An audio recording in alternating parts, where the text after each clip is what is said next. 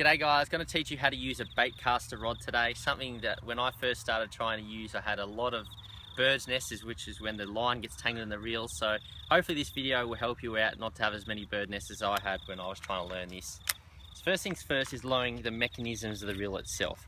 On the side here you have a braking system, so you got to think of this as when you cast out and the lure hits the water, if you have this on the maximum setting that you can have it possible, that will prevent the reel from keep on turning and turning once the lure has already hit the water, and that's when you get the bird nest occur.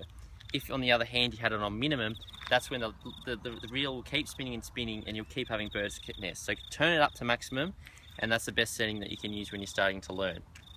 On the side here you have the tension knob, and what that does is dictate the speed at which the line drops off the reel. So with this lure here, and of course this will vary on depending on the weight, on the current setting it's dropping at a nice consistent speed, which is what you want. If I tighten that knob a bit, it won't drop. So that's not going to, when you cast, that's not going to have good distance. If I have it too loose on the other hand, what will happen is it will drop too quickly, and that's harder to control when you're first learning to cast. So I'll tighten that back up and show you the ideal speed one more time. You want it like that, a nice smooth drop. Now, casting the rod itself, you want to tuck your elbow in, have your thumb on the line, because that's really important. When you're casting, you want your thumb to be controlling the speed which comes off the line. If you just cast without your thumb on there, you're going to have too many tangles.